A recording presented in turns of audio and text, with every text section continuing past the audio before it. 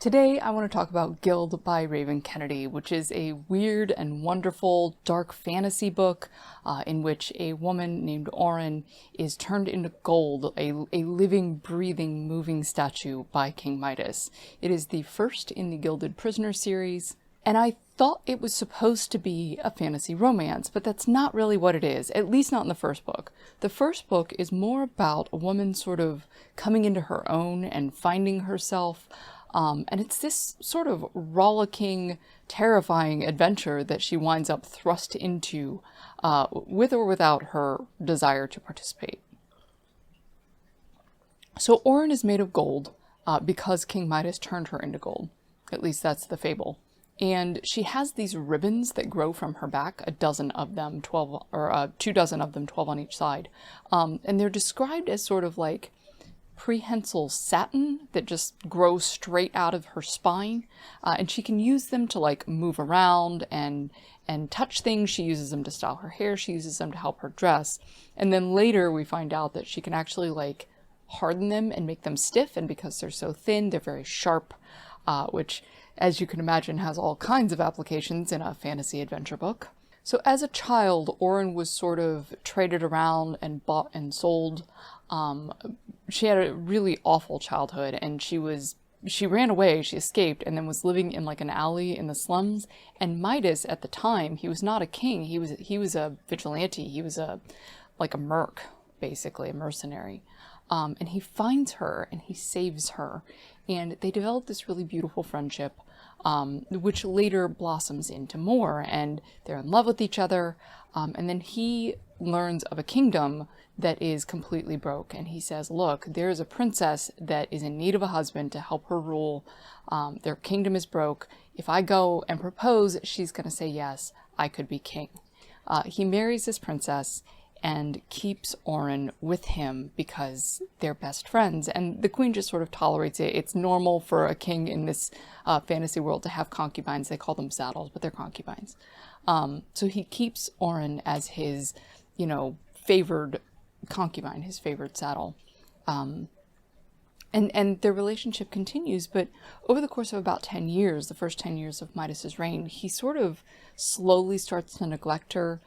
He spends less and less time with her. He gives her less and less attention. He stops sleeping with her, and instead just makes her watch him sleep with other people, which is heartbreaking for her because she's still in love with him.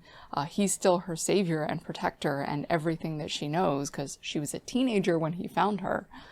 He was in his mid-20s, by the way. There's an age gap, which isn't creepy until you realize how young she was when he found her. Anyway, so he's basically turned the entire top floor of his castle into this sort of half cage for her. The rooms are split half and half of them are a series of cages linked together by little caged hallways, so she can move around, but she's isolated. She's not allowed to have any friends. Nobody's allowed to speak to her. The only person who can talk to her, touch her, interact with her at all is Midas, and he's not bothered anymore. So she's really left on her own for just years at a time. She talks to her guard doesn't talk back. She talks to herself, she doesn't talk back.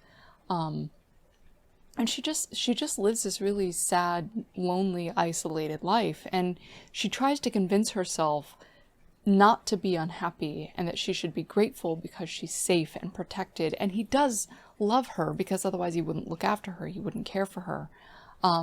But she's just really fiercely unhappy, like you would be if you were trapped in a cage forever.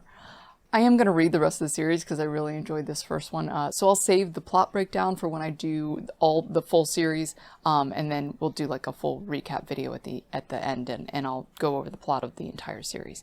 But I think it's really interesting the way that, although this book was a wild adventure, it was a wild ride, there was all kinds of things happening, it never got confusing or jumbled. You always knew exactly what was going on and why it was happening. It all made a lot of sense.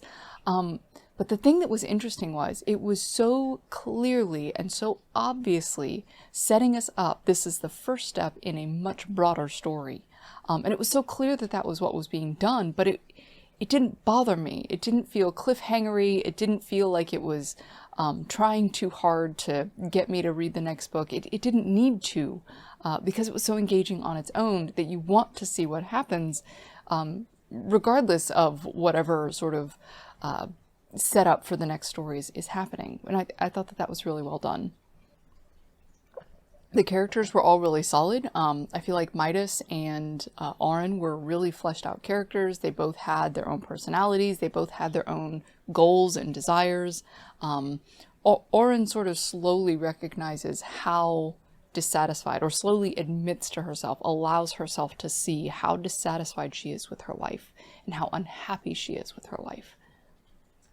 And I think that it was really interesting sort of watching her come to grips with that and watching her process feeling ungrateful, but also recognizing that she really did feel that way and it wasn't just going to go away on its own.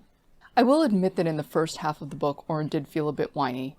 She did feel ungrateful. She did come across as ungrateful. Anybody who's had that traumatic a childhood and that many horrible experiences would be fearful of any experience that was not absolute protection, which is what she had secured for herself through Midas. So it is a little odd or a little annoying how whiny she is about how lonely she is, but I understand it. Like, the more you get to know her as a character, the more you start to sympathize with her and realize, like, she's not mad, she's just lonely.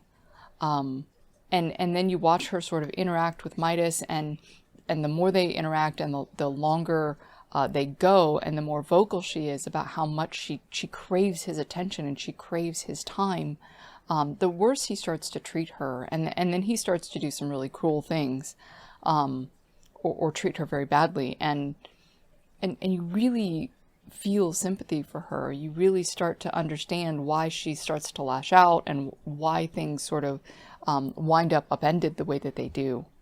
So yeah, overall, I really enjoyed Gild. I thought that the characters were really fleshed out. I loved watching Auron's development and her sort of slow acceptance of the fact that her feelings really were valid, and she really did feel those things and she really did think those things. Like, she knew that they were there, but she was intentionally ignoring them. We watched her conscientiously ignore her bad feelings towards Midas, out of survival more than anything else, but also out of love for him, and then sort of slowly come to the realization that just wasn't going to be enough. And that was interesting to watch. And then the way Midas was written as sort of this like workaholic, very selfish, very driven, and she's sort of an afterthought to him, and then he realizes that that's a mistake. It was well done. The characterizations were great. Like I said, the world building was awesome. It's very unique. It's very different. You do sort of get the like typical fantasy medieval feeling, but it's unique in its texture, if that makes sense, between the magic of the royals and the sort of concubine culture that Auron is embedded in, because of her position as the favored royal saddle. Because you're watching it from the perspective of a concubine, it feels like a different spin on something that you may have seen before, and I thought that was really cool. Anyway, that's all I've got for this one. If you like this video and you want to see more bookish content, make sure you hit the like button and subscribe to the channel. Not only does it help me out, it also helps train YouTube's algorithm that you want book content, and it will give you more of it. If you want to support me and what I'm doing, you can do that by joining on Patreon. That does give you direct influence over my TBR.